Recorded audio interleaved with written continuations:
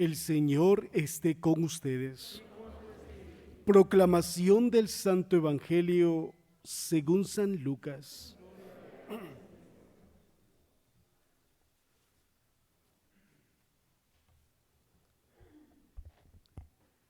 En aquel tiempo, Jesús se hizo acompañar de Pedro, Santiago y Juan, y subió a un monte para hacer oración. Mientras oraba, su rostro cambió de aspecto y sus vestiduras se hicieron blancas y relampagueantes. De pronto aparecieron conversando con él dos personajes rodeados de esplendor. Eran Moisés y Elías, y hablaban de la muerte que le esperaba en Jerusalén. Pedro y sus compañeros estaban rendidos de sueño, pero despertándose, vieron la gloria de Jesús y de los que estaban con él. Cuando éstos se retiraban, Pedro le dijo a Jesús: Maestro, sería bueno que nos quedáramos aquí y que hiciéramos 3 chozas, una para ti, una para Moisés y otra para Elías, sin saber lo que decía. No había terminado de hablar cuando se formó una nube que los cubrió, y ellos al verse envueltos por la nube, se llenaron de miedo. De la nube salió una voz que decía: Este es mi Hijo, mi escogido, escúchenlo. Cuando cesó la voz, se quedó Jesús solo. Los discípulos guardaron silencio y por entonces no dijeron nadie nada de lo que habían visto. Palabra del Señor. Por las palabras del Evangelio sean perdonados nuestros pecados. Este es mi Hijo elegido, escúchenlo. Queridos hermanos, continuamos con nuestra preparación a la celebración más importante de la Iglesia y de nosotros los cristianos, la Pascua de la Resurrección de nuestro Señor Jesucristo. La semana pasada escuchábamos del Santo Evangelio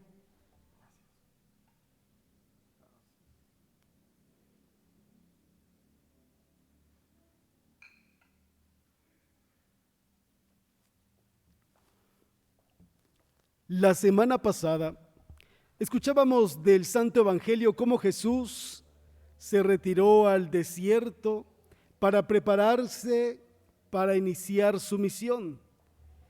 Jesús en el Evangelio de la semana pasada nos enseña que sí es posible vencer las tentaciones.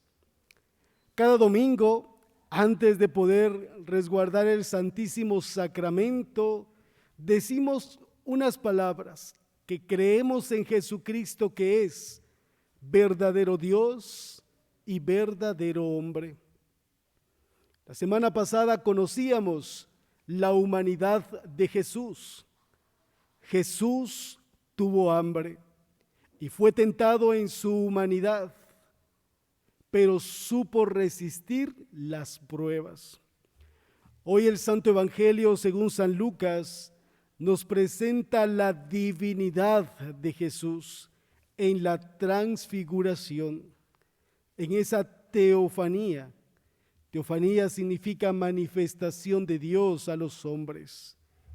La liturgia de la palabra de hoy también nos hace reflexionar en la primera lectura las actitudes de un hombre lleno de Dios, Abraham, nuestro padre en la fe. El libro del Génesis nos relata la historia de este hombre bueno, de este hombre justo, de este hombre temeroso de Dios. Él escuchó la voz de Dios que le pedía que saliera de Ur, el lugar donde él había crecido y nacido, un lugar en donde él ya estaba acomodado. Dios le invita a salir de su confort, de esa comodidad, y le dice: sal de esa tierra y ve a la que yo te voy a indicar. Él, junto a su esposa y todos los que vivían en aquel lugar, emprendieron un camino de fe.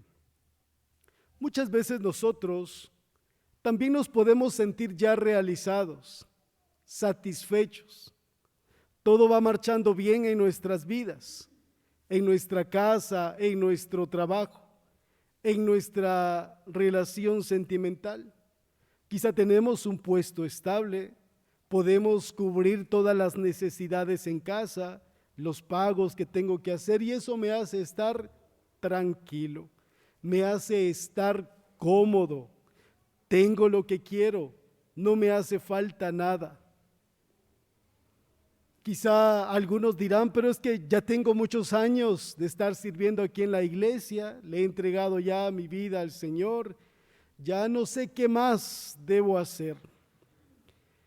Pareciera que toda nuestra vida la tuviésemos ya arreglada, y a veces nos da miedo el cambio, asumir compromisos, tanto compromisos personales como dentro de la misma iglesia. Hoy Dios nos pone el ejemplo de Abraham y su alianza con el Señor. Abraham y Sara eran ya muy ancianos, no tenían hijos. Llegaron a una tierra fértil. Dios le habla y le dice: serás padre de un gran pueblo. Yo seré el Dios de ustedes y ustedes serán mi pueblo. Abraham pensaba en sus adentros: pero si yo no tengo hijos. Y sin embargo sabía que para Dios no hay nada imposible. Abraham siguió confiando en el Señor. Un día Abraham, dialogando con Dios, le dice: Señor, yo ya soy viejo, y Sara también. Cuando nosotros muramos, ¿a quién heredará todas nuestras cosas? Dios ve a Abraham y le dice: ven afuera y mira las estrellas. ¿Puedes contarlas? Abraham se quedó callado sin poder responder. Y le dice Dios a Abraham que su descendencia iba a ser más numerosa que las estrellas del cielo.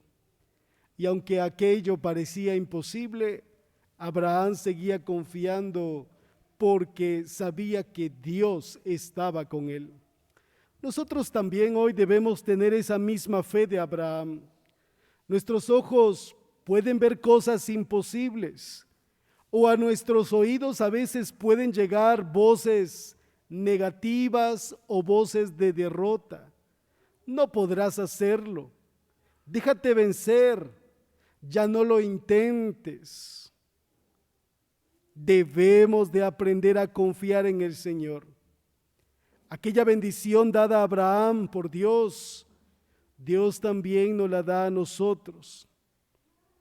Para aquellos que se han acercado al sacramento del matrimonio, el día del matrimonio han recibido una bendición especial que dice: que su misión sea fecunda, sean padres en probada virtud, vean ambos a los hijos de sus hijos y después de una ancianidad lleguen a la vida de los bienaventurados al reino celestial.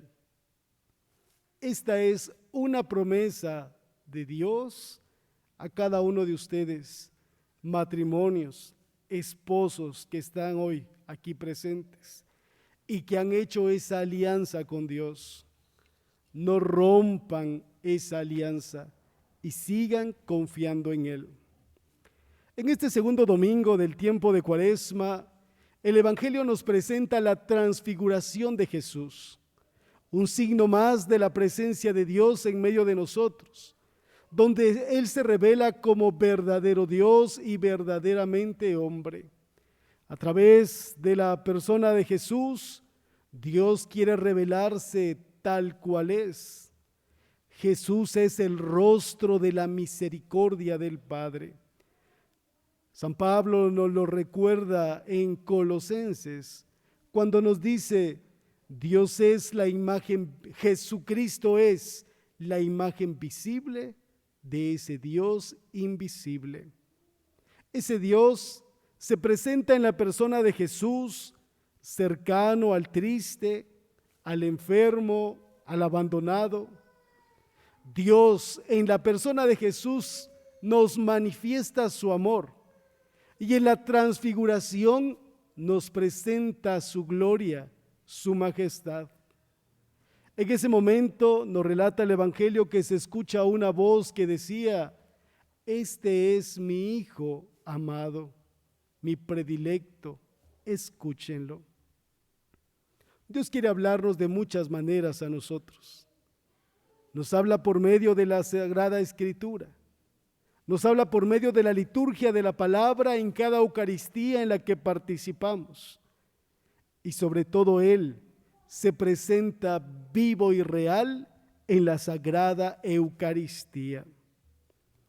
Él también usa instrumentos para que podamos escucharle: el magisterio de la Iglesia, el Papa, nuestros obispos, sacerdotes, diáconos y laicos que se han preparado para anunciar la buena noticia por medio de la predicación y las catequesis que muchos de nosotros y sus hijos reciben. Ellos son ese instrumento que Dios utiliza para poder hablarnos. No olvidemos que desde nuestro bautismo hemos recibido el Efetá.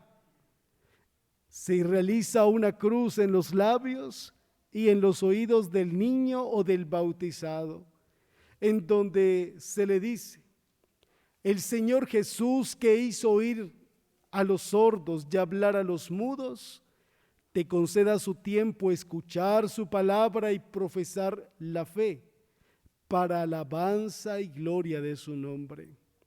Todos nosotros aquí, bautizados, hemos recibido esa promesa y ese encargo: escuchar la palabra de Dios, pero también poder anunciarla con nuestros labios y también con nuestros actos, con nuestra manera de vivir.